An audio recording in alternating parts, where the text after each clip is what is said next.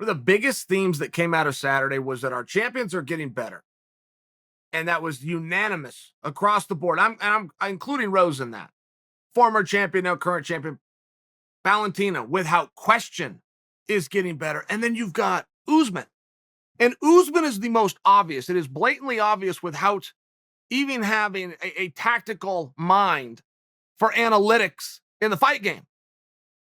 Usman's going to fight the same guy as he fought a year ago. Let's see how that fight goes. And if the score is wider, if the margin is greater, then Usman has gotten better. I mean, right? Very quantifiable. Usman's clearly gotten better in the last year. Clearly. Today's Kamaru Usman beats the Kamaru Usman that faced Masvidal a year ago. How and why? And I really would like to know these things. How and why? If you're already on top, if you're already the absolute best, and all you got to do is stay there, how and why are you getting better? And it's not just going to practice, not at this level.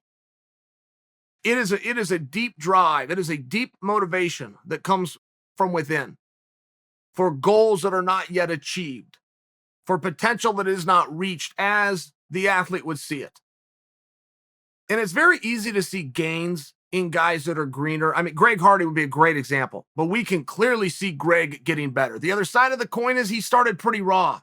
Once you start to work your way up the card, once you have these main event guys, the gains and the growth, I mean, these are in centimeters.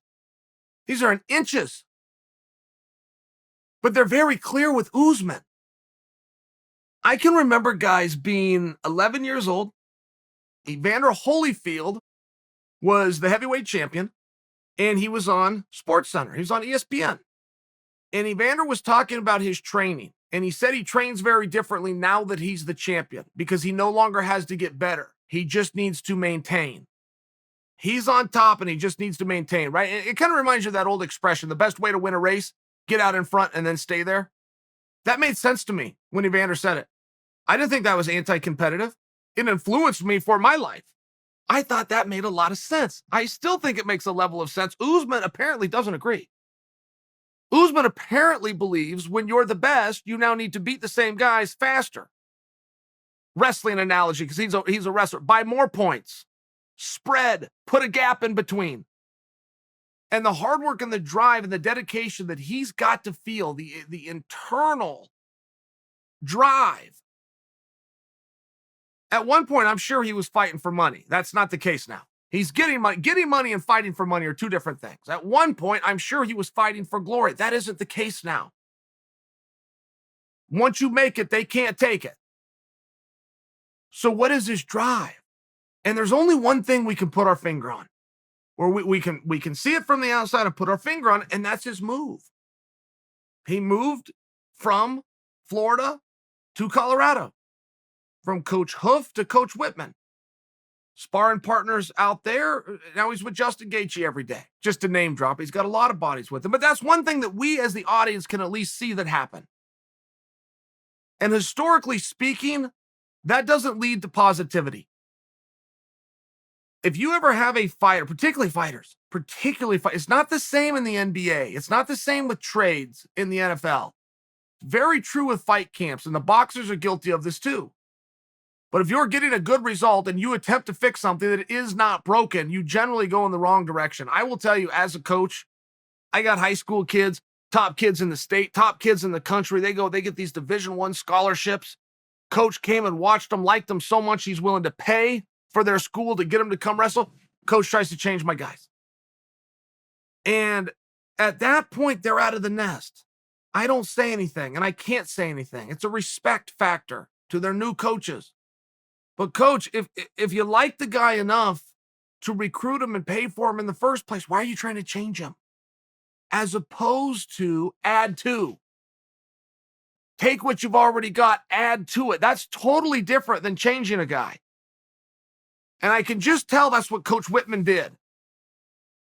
Trevor Wittman's been around a long time. Look, Trevor Wittman might have been the MVP Saturday night. We had 3 people leave with world championships. Trevor Wittman left with 2. Trevor Wittman might have been the MVP, and you do have to start to wonder how and why. What's different about you?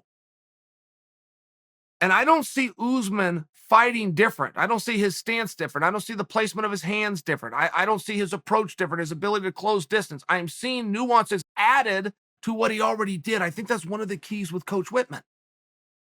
Generally, when a fighter and something isn't broke and they go to fix it, it messes them up for the reasons that I just stated, but they're not happening here. The other thing fighters will do, and boxers, very guilty of it, is it's somebody else's fault. They blame somebody else. They get beat, they blame somebody. They get beat, they fire somebody. They get beat, they got to put it on somebody. The good fighters will never do that. The greats would never do that. They don't need to look around at the reason why they lost. They already know. They know exactly what it was. And it's the man in the mirror every single time. But I only bring that to you because it's not very common where we can see somebody trade camps and all of a sudden they get better. In Usman, this isn't a maybe. He fought the same guy a year ago. He got a much different result, much more dominant, much faster, much separation. The gap has grown. He's better. Simple. It's an interesting storyline because it's exactly what's happened with Colby Covington. And this was kept a little bit more quiet. Many of you either don't know or you forgot, but I'll just retell you, Colby was having problems at the American Top Team. They were with Masvidal. They spilled over to Poirier by example, but Colby left. Colby has a new training facility, and it's his. For all I know, it's his garage, and it's matted out. But, I mean, this is a Colby. And when I've spoke to him about it, he is very confident in what he is doing. Very confident in the new instruction he's getting. And he commented that one difference is it's not coaches pulled in a whole bunch of different directions. All the focus is on him. And if you do go watch Colby, he did have one fight under this new circumstance, and that was with Tyron Woodley, and that was not a competitive match. T. Wood's as good of a fighter as you're going to run into. T. Wood will be in the Hall of Fame someday. It wasn't a competitive match. And the only point that I'm attempting to make here is, yes, Usman has gotten better, and I think we know why. Right? I think we know why. It's just for whatever reasons, but this training situation is working out a little bit better for him. But Colby's in the same one. It's very relevant to know that because that is the hardest fight I've ever seen. That is the dirtiest fight I have ever seen. That was the closest fight I have ever seen. We did not need to hear, this was a capacity crowd. We did not need to hear the judges' opinions. We knew full well it's 2 apiece going into the 5th. And by the way, the 5th was a damn dead heat. The 5th was a dead heat until it wasn't. I mean, that is the closest fight I've ever seen. Now, if you were to look at that and have quantifiable evidence that Usman is meaningfully better, and you do have that evidence, Usman is meaningfully better. I'm just here to remind you, so's Covington. The story's the same. The weight class is the same. The prize is the same.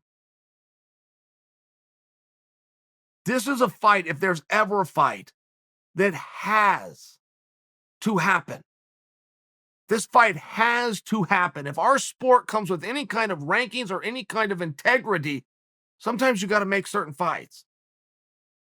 Right now in 2021, Covington versus Usman is that fight.